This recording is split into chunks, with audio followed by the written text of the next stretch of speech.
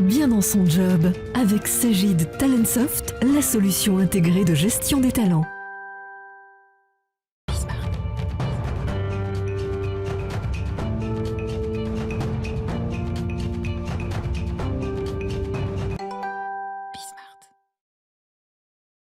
Bien dans son job, comment faire face à la pénurie de main-d'œuvre? Nous sommes dans le sujet depuis maintenant plusieurs mois.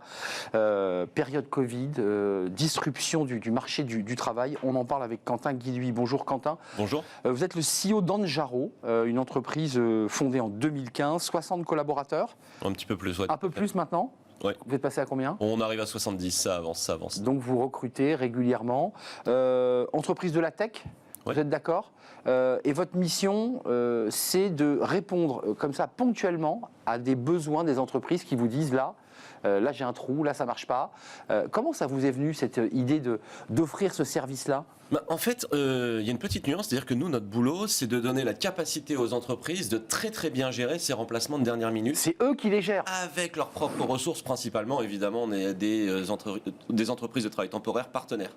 Donc en fait, quand on regarde ça à ce niveau-là, nous, le fait qu'on soit une entreprise tech, c'est une très bonne chose. Nous, on est éditeur de logiciels, éditeur de solutions, et on va permettre aux entreprises de créer, de créer leur propre écosystème flexible, quoi, finalement. Donc c'est le RH qui, avec votre solution, votre outil, va pouvoir aller chercher au plus rapidement possible les postes. On va avoir deux utilisateurs principaux. Le RH, lui, il va créer tout son environnement, tout l'écosystème. Est-ce que je veux proposer des heures supplémentaires? Donc nous, on va donner l'application Anjaro aux gens qui veulent faire des heures supplémentaires. Est-ce que j'ai un réseau de vacataires que je vais pouvoir solliciter? Est-ce que j'ai des entreprises de travail temporaire partenaires? Donc ça, le RH, lui, il va créer l'écosystème sur Anjaro. Puis l'utilisateur, ça va être le manager qui, lui, est en recherche de ressources le matin parce qu'il a un pic d'activité. Oui, ça se joue à ce calendrier-là, c'est le matin, quoi. Allez, c'est les dernières 48 heures, quoi. C'est vraiment le remplacement relativement urgent, le vrai remplacement, celui pour lequel vous prenez votre téléphone et vous passez 2 heures à appeler sans Anjaro du monde pour trouver du personnel. Mais ce qui est intéressant, c'est qu'à travers votre outil, vous avez aussi une vue un peu panoramique du marché, alors à travers les secteurs dans lesquels vous intervenez,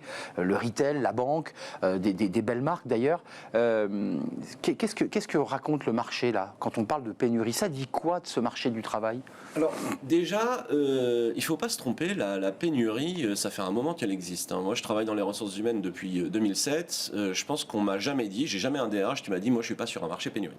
Le marché, oui, il est pénurique, il est en tension. En France, il y a des économistes qui vont dire qu'on a une certaine forme de plein emploi à 7%. Donc en fait, c'est une réalité. Et surtout, le marché, il est beaucoup plus rapide qu'avant. Et pour moi, c'est ça qui change. Il y a eu le Covid, mais il y a aussi le fait qu'on recrute beaucoup plus souvent qu'avant. Et en plus de ça, on a une rotation et des absences, il faut gérer de manière beaucoup plus flexible. Et c'est ça qui met en tension nos DRH. Comment vous faites? Parce qu'il y a un vrai enjeu d'aller chercher vos clients. Qu'est-ce que vous leur dites? C'est quoi la porte d'entrée? Vous leur dites, vous êtes en galère, régulièrement vous avez des trous, allez-y. La porte d'entrée, c'est l'évolution du marché. Ça fait à peu près 20-30 ans que le marché se flexibilise à vitesse grand V. Vous utilisez certainement des outils, des solutions de livraison de restaurants. Ils mettent 30 minutes à vous livrer, c'est révolutionnaire. Amazon vous livre en 24 heures. Vous imaginez, il y a 20 ans, quand vous étiez en province, vous alliez dans la grande ville d'à côté. S'il n'y avait pas l'article, vous reveniez le samedi d'après parce que vous l'aviez commandé, il vous fallait 2 semaines. Maintenant, c'est 24 heures. Il y a une tension sur la chaîne logistique, vous imaginez, qui est énorme. Sur les ressources humaines, dans tous les secteurs, évidemment, cette tension, elle a dû adapter les stratégies RH.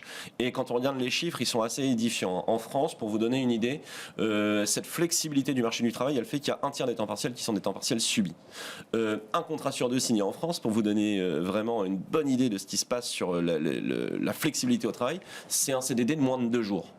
Donc en fait, pour vous donner une... Donc du contrat très court. Exactement. Donc le besoin sur ce marché, il est absolument gigantesque. Je peux vous donner plein de chiffres. Le marché de l'intérim, on s'imagine qu'il est énorme, il l'est.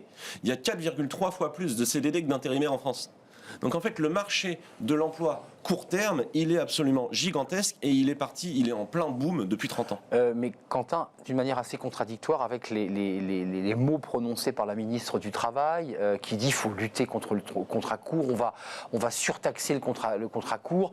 Enfin, vous me dites une réalité très différente là. En fait, je pense que les deux réalités ne sont pas forcément en totale opposition. La problématique, c'est une problématique de flexibilité. Donc le besoin de flexibilité des organisations, il existe. Maintenant, la question, c'est comment je le traite. C'est ça. Et en fait, les solutions pour les traiter sont extrêmement différentes. Je vais vous donner un super exemple. On le connaît tous, l'éducation nationale. L'éducation nationale, ils gèrent dans l'élémentaire quasiment tous les remplacements. Ils ont peu d'absence, hein. Ils ont 3,5% d'absentéisme. C'est pas là que ça se situe. Hein. Voilà, exactement. Ils ont 30 000 profs qu'on appelle des brigades, qui sont des profs volants dans l'élémentaire. Et qui se déplacent. Eux, ils arrivent à remplacer comme ça avec des CDI. Donc ces modèles-là sont tout à fait possibles. Et là, je rejoins plutôt le modèle de la ministre du Travail en disant oui, c'est tout à fait possible de limiter l'accès aux contrats courts systématiques et on peut faire une stratégie ressources humaines sur un modèle flexible, vertueux. Attendez, pour que j'essaie de bien comprendre, ceux qui viennent remplacer 2 jours parce que le manager en 48 heures doit trouver la perle rare, lui on lui fait un CDD, on lui fait pas un CDI. Et ben en fait nous la force d'Anjaro en fait c'est que les gens ils vont construire le modèle qu'ils ont décidé. On a une expérimentation sur l'éducation nationale, donc c'est que ces fameux profs brigades.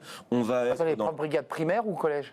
Primaire plutôt, maternelle et primaire. D'accord, donc vous gérez ce stock d'instits qui attendent chez eux pour le dire cash et qui attendent d'être appelés. Voilà, ouais, c'est un petit peu différent dans la réalité, mais dans l'ensemble c'est exactement l'esprit. On est sur une quinzaine de départements, c'est une expérimentation, mais on va travailler dans la logistique, on va travailler dans la restauration, et en fait chacun va créer son modèle d'emploi flexible, évidemment en essayant de limiter un maximum les contrats qui coûtent de l'argent, parce qu'il faut aussi savoir que non seulement c'est vertueux de prendre des CDI, c'est vertueux d'offrir des heures supplémentaires, mais il y a aussi une chose très simple, c'est que le CDD il coûte 20% plus cher que le CDI pour la même journée. Oui, il faut l'expliquer, ça vous l'expliquez, comme celui qui, attention, CDD ça te coûte plus cher. Voilà, après nous, finalement on est une technologie, hein, on est une place de marché qu'on vend en SaaS, comme on dit dans notre jargon, et ensuite ça va être, on va les accompagner, on va les aider, mais ça va être aux DRH et à leurs équipes de créer le modèle qui leur semble le plus vertueux.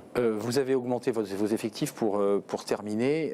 J'ai vu, en m'intéressant à votre parcours, que votre mère était une aide à domicile et que gamin, finalement, vous l'avez vu jongler avec des contrats et que tout ça pourrait être une forme d'atavisme qui vous aurait donné un peu envie d'aller dans ce domaine en disant « faut que je trouve une solution ». Ouais, moi j'ai un parcours assez étrange au niveau de l'emploi, puisque j'ai un papa qui était chez EDF, donc avec l'emploi à vie, et ma maman qui l'a suivi partout, en effet, en faisant des boulots de service, exactement, et notamment dans la ville de Montereau, pour ceux qui la connaissent, en Seine-et-Marne. Chez Yves Gégaud à l'époque. Exactement, elle est très reconnaissante d'Yves Gégaud qui lui avait donné un CDI après à l'époque, mais au début, ce qu'elle faisait justement, c'était des vacations de remplacement dans les crèches de la ville.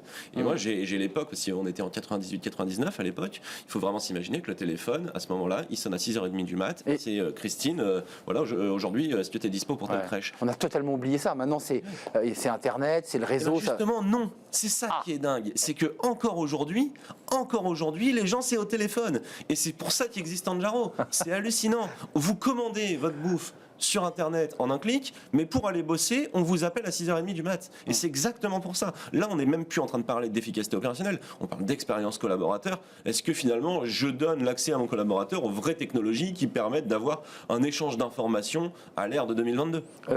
Juste, Anjaro, ça vient d'où? Parce que c'est un très joli mot, mais alors on pense au Kilimandjaro, mais est-ce que c'est ça? Eh ben bingo, ça vient de là, ça vient de nos valeurs autour de la montagne, on aime beaucoup ça chez Anjaro, et voilà. Donc c'est un clin d'œil à la montagne en utilisant la fin du mot. Exactement. 5000 combien, 5500 mètres le Kilimandjaro? Comme ça, 5003. 5003. Ouais, je rêve de faire le Kilimandjaro. Merci Quentin Guilhuy.